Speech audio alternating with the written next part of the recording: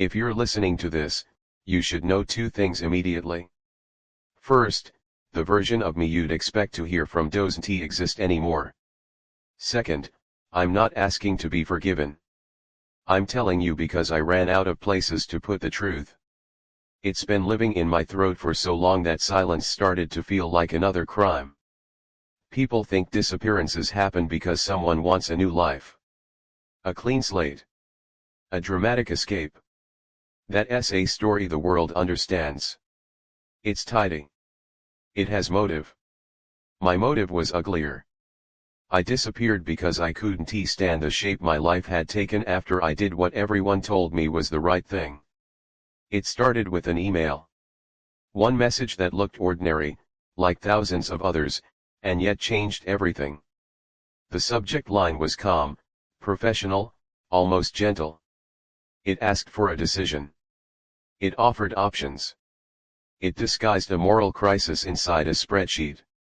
I was the kind of person companies love: quietly competent, careful, reliable.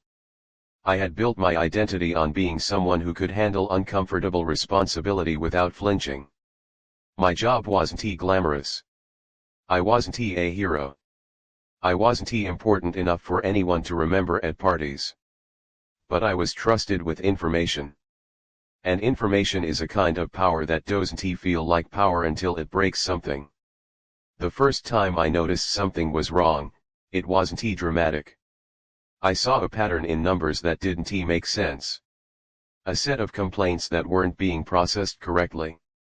A loophole, really small enough to be dismissed, significant enough to matter. I brought it up in a meeting with the cautious tone of someone who doesn't want to be seen as difficult. I expected polite concern, maybe a plan to fix it. Instead, the room went quiet in that particular way that means everyone understands what you've said, and no one wants to touch it. A manager smiled softly, professionally, and said, "Let's circle back." That phrase became the soundtrack of my slow unraveling. For weeks, I tried to tell myself I was being paranoid. That I didn't understand the full context. That people above me were handling it. That the system was fine, because it had to be fine. But the pattern didn't disappear. It grew. And then it stopped being a pattern in numbers and became a pattern in faces. A name showed up in a report: someone who had been flagged, someone who needed an exception, someone who had asked for help and been denied by a machine that didn't understand what it was denying. I remember staring at that name for a long time. Not because it was famous, not because it belonged to anyone I knew, but because it was human. The report reduced them to categories and risk levels, the kind of language we use when we don't want to feel the weight of what we're doing. I told myself I would escalate it properly. File the right ticket. Send it to the right department. Do what you do when you're inside a system, but systems are designed to slow you down when urgency might cost them money. When I finally got the meeting I wanted, the room was different. Smaller. More serious. People with nicer titles. People who spoke softly as if volume was a kind of vulgarity. They didn't deny the issue. That was the first shock. They confirmed it. Calmly. Like it was weather. Yes, the system was rejecting cases it shouldn't. Yes, it could harm people. Yes, it was technically fixable. And yes, fixing it immediately would create consequences: legal exposure, public attention, financial loss. Then they asked me what I thought should be done. That's the part that still twists my stomach. They asked as if my opinion mattered. As if I wasn't being invited into a trap. As if this were a neutral discussion, not a moral test with only losing options. I could have said, "Fix it now." I could have been loud. Idealistic. Pure. But my mouth did what it had been trained to do. It searched for a solution that balanced harm. That minimized damage. That made sense. I said something like, "We should be careful about rollout. Maybe phase it? Maybe address the highest risk cases first." It sounded responsible. It sounded rational. It sounded like adulthood. They nodded as if I had confirmed what they already wanted to believe. The meeting ended with polite gratitude and the kind of assurance that means nothing. And then they left me alone with what I had done. I had given them permission. Maybe not legally. Not formally. But morally, yes. I had participated. I had helped shape the delay. I had offered compromise in a situation where compromise meant human beings would be harmed in slow motion. At first, I didn't fully understand the cost. I went back to work. I ate dinner. I answered texts.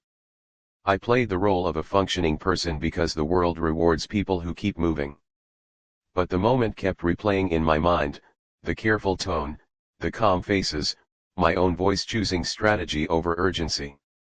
I started watching myself as if I were someone else. Listening to the way I spoke in meetings. Noticing how easily I could sound ethical without actually doing anything. That's when the breakdown began. Not with tears. With numbness. I stopped feeling normal levels of emotion. Everything flattened. Conversations became distant. Food tasted like texture instead of pleasure. Even sleep felt like a mechanical shutdown rather than rest. I told myself I was stressed. But stress usually points to something you can fix. This wasn't stress. This was guilt that couldn't find a surface to land on, so it spread through everything. I began searching for updates obsessively. Opening reports. Refreshing dashboards. Looking for proof that they had fixed it quickly, responsibly so I could breathe again. The updates came slowly, sanitized, full of words like prioritization and mitigation. Those words felt like a language designed to protect people from the meaning of what they were doing. I couldn't speak that language anymore without tasting metal in my mouth. Then I saw it. A case that should have been approved. A denial. An appeal rejected because the criteria had shifted.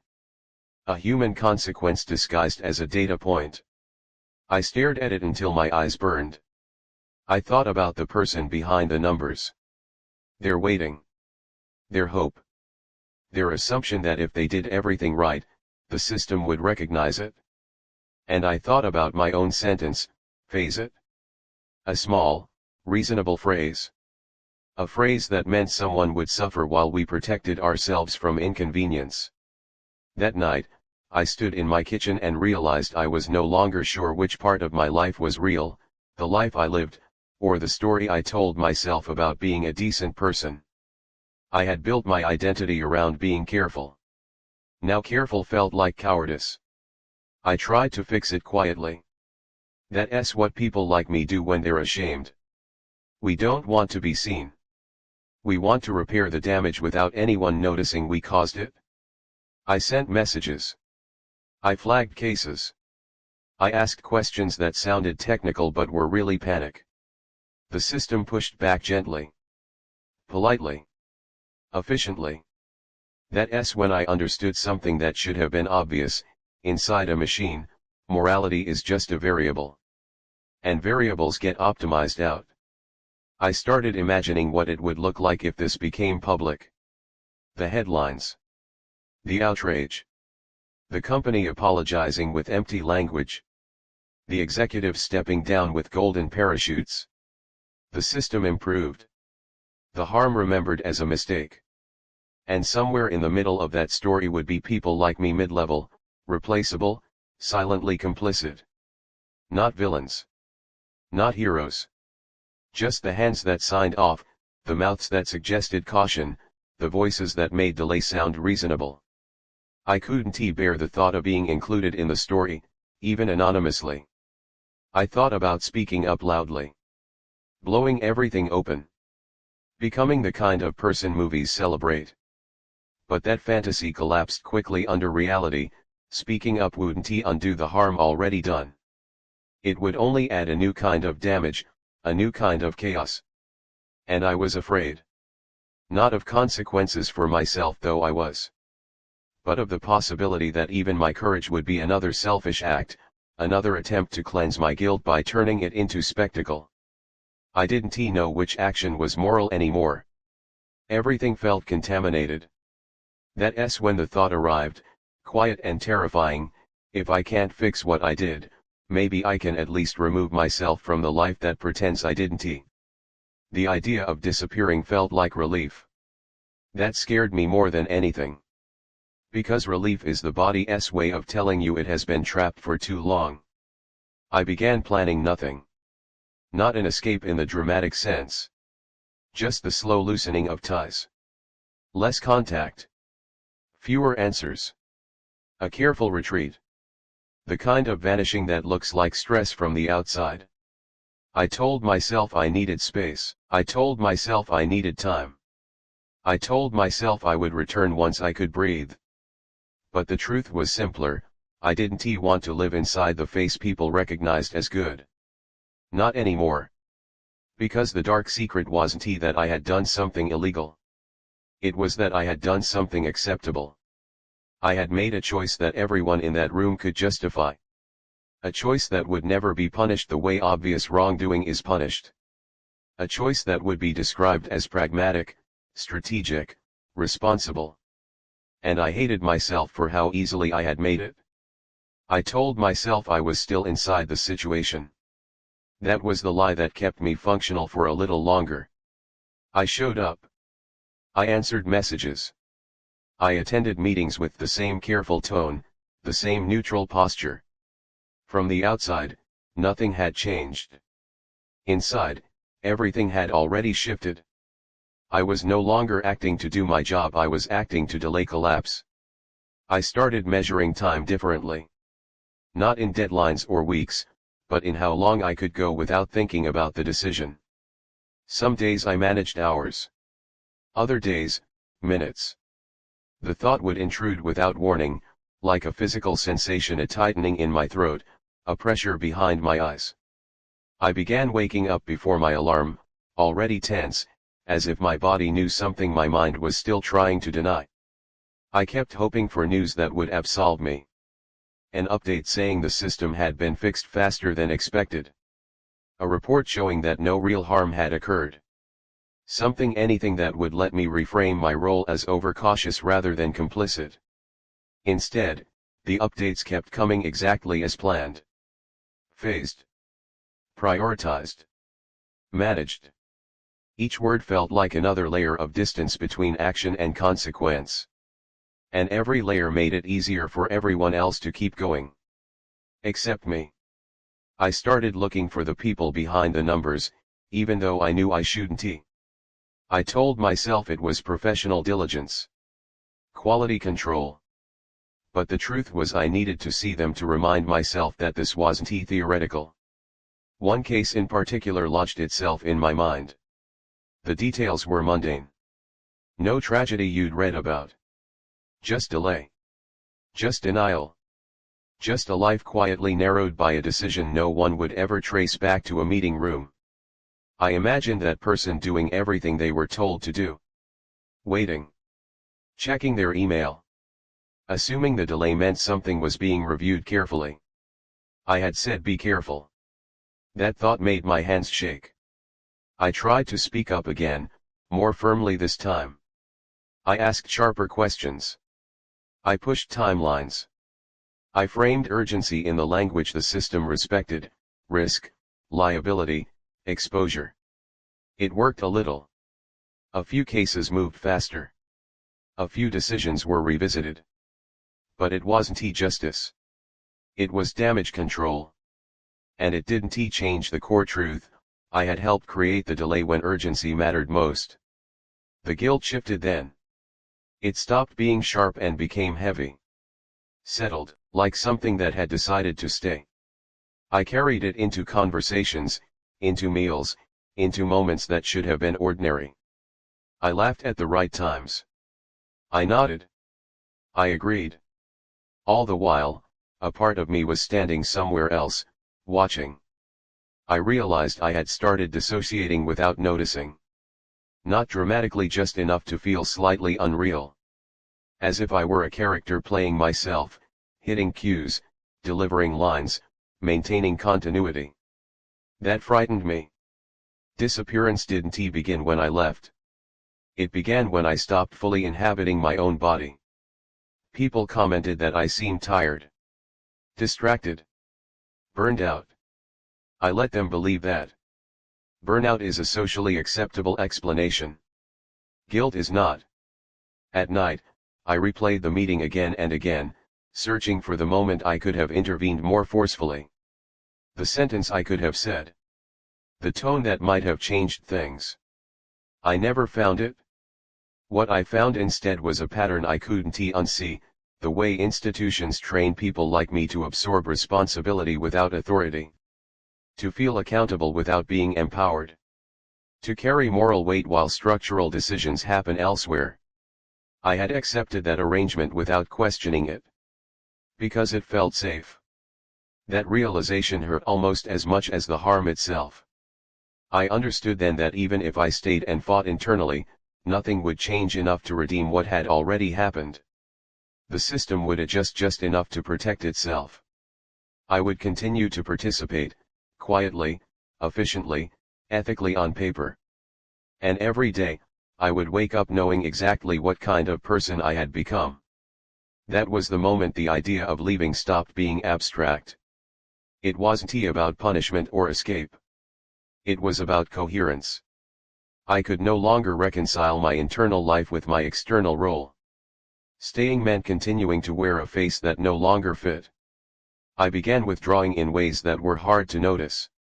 I stopped volunteering for new projects. I reduced my presence in conversations. I let others speak first and last. I declined opportunities that would have advanced me. No one questioned it. Systems are designed to absorb absence gradually. The more invisible I became, the easier it was to imagine going all the way. I thought about what would happen if I simply stopped. If I didn't show up one day. If I let the role dissolve around me. The thought didn't bring panic. It brought calm. That scared me more than guilt ever had. Because calm is what comes when your body has decided there is no other way to survive. I tried to tell myself that disappearing was irresponsible. That leaving wouldn't undo the harm. That it would just transfer my guilt somewhere else. All true. But there was another truth I couldn't ignore anymore. Staying was destroying whatever sense of self I had left. I was becoming someone who could function inside a moral fracture without screaming. That felt worse than absence. The final push came from something small. A casual comment from a colleague about how these things always work out in the end. They didn't mean harm. They meant reassurance. I smiled. And felt nothing. Not anger. Not sadness. Just the confirmation that I no longer belonged inside this conversation, this language, this version of reality. That night, I packed a bag without intention. Not to leave, just to feel what it would be like to be ready. The act felt strangely grounding. Physical. Real. For the first time in weeks, my body felt aligned with the decision. I didn't know where I would go. I didn't know how long I would be gone. I only knew this: if I stayed, I would learn how to live with what I had done. If I left, I would at least stop pretending that I could. I chose not to learn that lesson. And once that choice was made, everything else felt inevitable. I didn't vanish in one decisive moment. I thinned out. That's how disappearances really happen when there is no drama left in you. You don't slam doors or leave notes. You become quieter. Less reachable. You let messages sit unanswered just long enough that people stop expecting immediate replies. You miss one meeting, then another, until absence starts to feel normal. The world is very good at adjusting to gaps. On my last day, nothing special happened. No confrontation. No sudden clarity. I completed tasks, closed files, handed things over. I smiled when appropriate. I thanked people who had helped me. Everything looked responsible. Clean. I remember thinking how easy it was to exit a life that had never fully belonged to me. When I finally stopped showing up, The explanations formed themselves without my help. Burnout. Personal reasons. Mental health. Those words circulated gently, protecting everyone from having to ask harder questions. I let them. I didn't correct the story. I left the city without ceremony. I didn't move far at first, just far enough that the routines no longer reached me automatically. I stayed in places where no one knew what I did, what I had been responsible for, or how carefully I had once chosen my words. Anonymity felt like anesthesia. For a while, I slept more than I had in years. My body seemed to be catching up on something it had postponed indefinitely. When I woke, there was no urgency waiting for me. No inbox. No dashboards. No decisions disguised as ethics. And yet, the guilt didn't leave. It changed shape. Without the constant noise of responsibility, it became clearer, sharper. There was nothing to distract me from it now. No tasks to complete in exchange for temporary relief. No language to hide behind. Just the memory of that meeting. That sentence. That pause where I could have spoken differently. I stopped trying to justify myself. That was the hardest part to let go of. For a long time, I had framed what I did as complexity. Trade-offs. Systemic constraints. I had rehearsed explanations that made me sound thoughtful, burdened, tragic in a reasonable way. All of that collapsed once I was alone with the truth. The truth was smaller. I had been afraid. Not afraid of consequences, not really.